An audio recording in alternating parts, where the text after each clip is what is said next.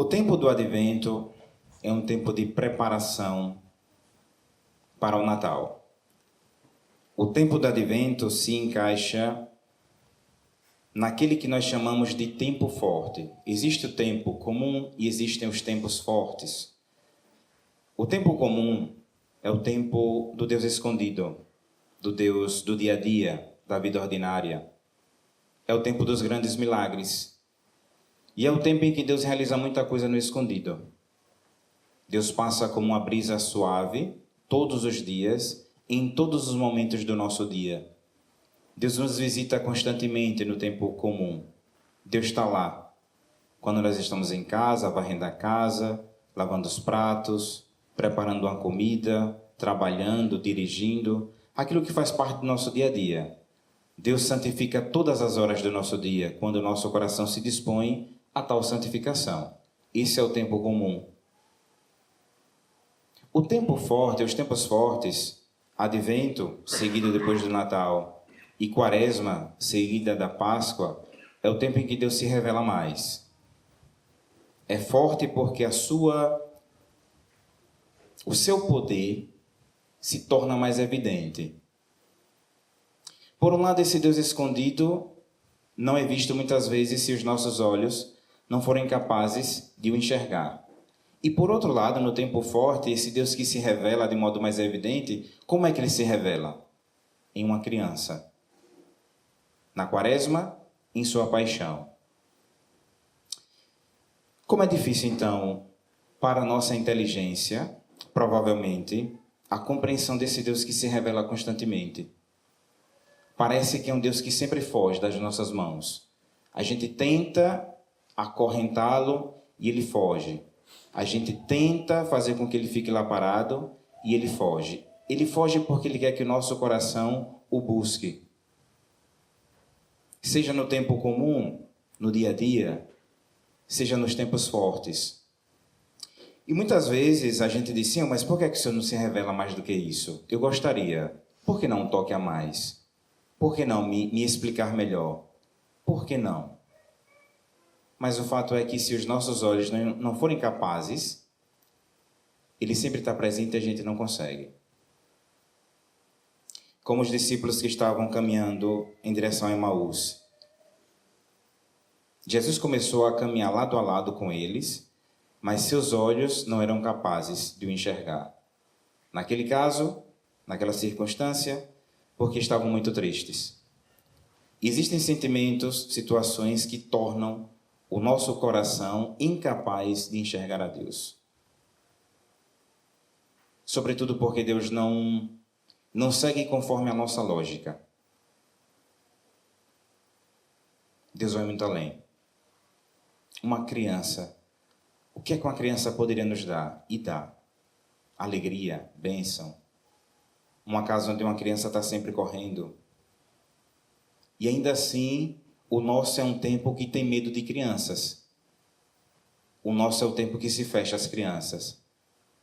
E me entendam bem, o nosso é um tempo que se abre as portas aos animais e se fecha às crianças. Como é que nós vamos entender esse Deus escondido, que se revela em uma criança? O nosso é um tempo que foge da cruz, como em todo tempo. Como é que nós vamos entender esse Deus que dá vida por meio da cruz? A lógica é diferente. O tempo do Advento vai estar entre dois polos, duas balizas que conduzem ao nosso coração. Espera e concretização. São os dois movimentos do nosso coração, continuamente. Em tudo aquilo que nós fazemos, sempre há uma espera e uma concretização. Você planta e você quer colher. Você ama e você deseja retribuição. Você é amigo e deseja ser escolhido, acolhido. Você trabalha e deseja receber o fruto do seu trabalho. É sempre espera e concretização. O Advento nos traz isso. Você espera e a concretização do amor de Deus vai chegar. Já chegou. Se o teu olho for capaz de enxergar, você já enxerga, já vê esse Deus que está presente. O advento é, portanto, uma grande ocasião de recomeço na nossa vida, porque é hora de despertar. Tem muita coisa que nós não conseguimos fazer quando nós dormimos, a menos que uma pessoa tenha muitos dons, talentos, tipo o Padre Pio, mas não me parece que todos nós somos como o Padre Pio. Então tem coisa que você não faz quando você está dormindo. Você não dirige, geralmente, vamos botar um advérbio aí, né? Na dúvida, geralmente você não dirige dormindo. Geralmente você não cozinha dormindo. Geralmente você não reza dormindo. Você pode até ofertar o seu sono. Mas tem coisas que você só faz se você estiver acordado. Quando o apóstolo diz, é hora de despertar, acorde, por que ele está dizendo? Porque existem situações que entorpecem o nosso coração.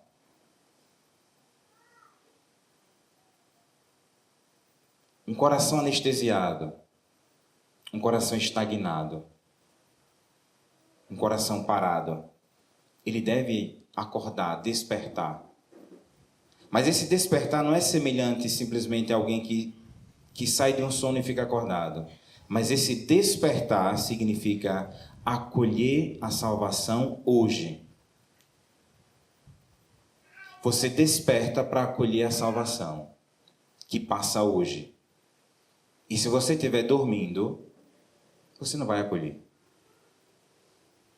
Vestir as armas da luz, da justiça, o zelo, a verdade, cingir os rins com a verdade, utilizar o escudo da fé e da palavra de Deus, é o que nos ajuda a despertar. Por quê? Porque a palavra de Deus, ela lê o nosso interior. Você lê a palavra, eu proclamei essa palavra. A palavra é lida, proclamada e meditada. Mas, ao mesmo tempo, a palavra lê o nosso coração. Ela lê. Ela tem essa capacidade. Ela tem inteligência própria dada por Deus. A palavra que é luz, luz para os nossos passos. A palavra que é espelho, ela lê o nosso interior. E quando você acha que está lendo a palavra de Deus, na verdade, essa palavra está lendo o seu coração. E o que é que a palavra está dizendo? A palavra que lê a sua vida hoje, que lê o seu interior hoje, que lê aquilo que você talvez nem conheça de si mesmo, aquilo que você não revela. O que é que a palavra está dizendo do teu interior hoje? Quando a palavra diz para você e para mim hoje, desperte, o que é que ela está dizendo? Acorde. Você está dormindo. Você está entorpecido. Você está distante. Meu filho, acorde. O céu é misericórdia, mas não se coloque na posição do céu ter cansaço, estar cansado da tua vida que não muda. Acorde. Porque quando você não acorda, quando você vive uma vida totalmente diferente, você vai pensar que Deus é um ladrão. E vamos para o evangelho de hoje. Tudo acontecia normalmente, como no tempo de Noé. Como acontece hoje. Como em cada época. Mas qual é a diferença das pessoas que acolhem Deus como amigo, como Senhor, como Pai, em relação àquelas que acolhem Deus como ladrão? Porque parece que quando Deus chega na nossa vida, Ele entra para roubar alguma coisa. Deus rouba o nosso tempo? É assim que se pensa. Deus rouba meu tempo. Por que é que eu tenho que rezar sempre? Por que é que eu tenho que ir para a missa? Por que é que eu tenho que meditar? Eu tenho que ter a minha privacidade, eu tenho que ter o meu tempo para mim. Deus não pode dominar a minha vida. A partir desse sentimento de empoderamento que imperversa os nossos corações. Deus não pode me dominar. Eu sou livre. Então esse Deus que vem, Ele rouba. Ele rouba a minha vida. Ele rouba os meus pensamentos. Ele não me deixa livre. Esse Deus que vem, Ele rouba as pessoas que eu amo. Porque esse Deus me pede desapego.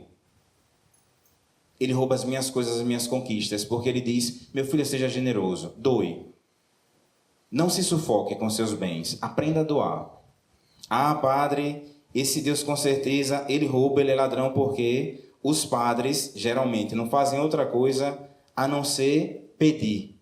Então esse Deus vem para roubar a minha carteira, a minha conta no banco, a minha reserva. Para muitos, Deus sempre está roubando alguma coisa. Como é que você se prepara para o Natal quando você acha que Deus vem para roubar a sua vida?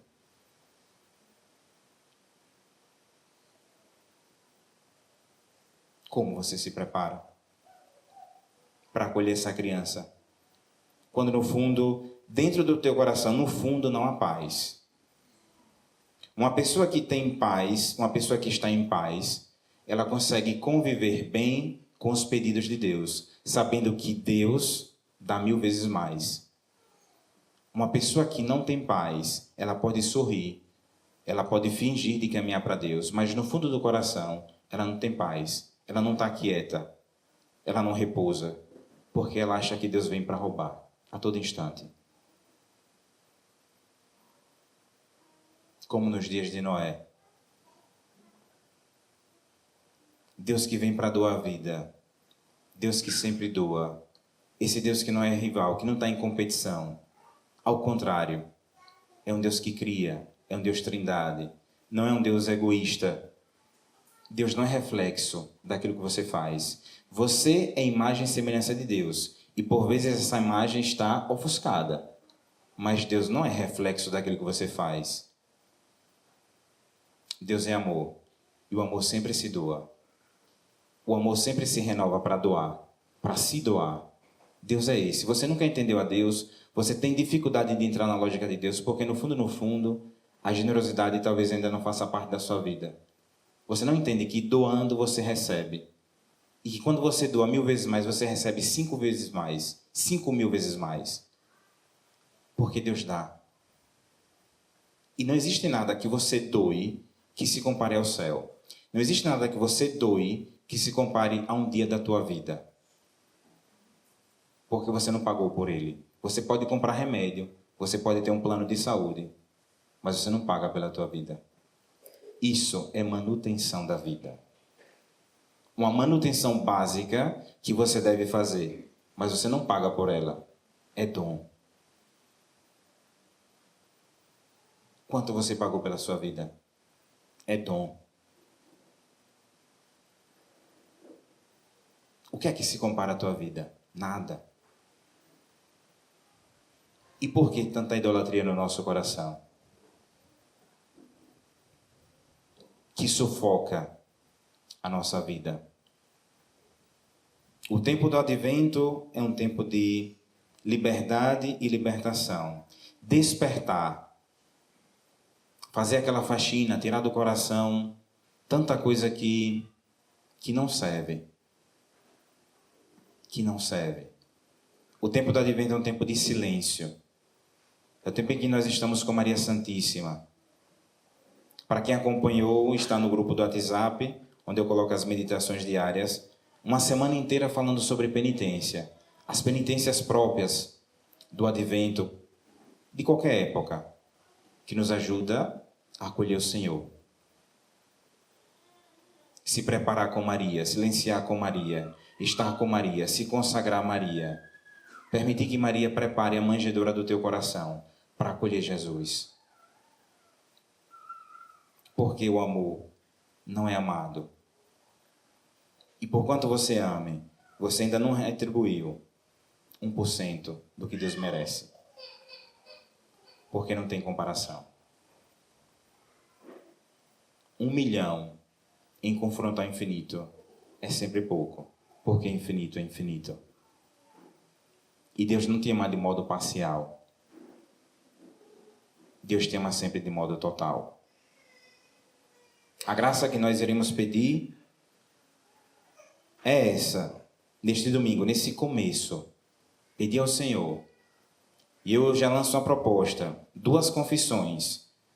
Se vocês quiserem, puderem, procurem um sacerdote, ou aqui, ou em qualquer lugar, nas próprias paróquias de origem. Mas 2 confissões durante esse tempo do advento, para quem nunca fez. Uma confissão geral da sua vida, geralzona, toda. Você vai avaliar a sua vida inteira e colocar aos pés do Senhor. E pedir perdão por tudo. Quem sabe até por pecados que você nunca confessou. Confessou pela metade. Tem vergonha. Esconde. Mas está lá. Como uma sujeira que você coloca embaixo do tapete. Tipo assim, uma pessoa que chega de última hora na sua casa e você viu que não está tudo pronto, tem alguma coisa fora do lugar, você vai, bota, esconde. Por quê? Porque tem medo da opinião do outro. E assim a gente faz sempre com Deus. Ou na confissão. A gente esconde quando a gente deveria revelar.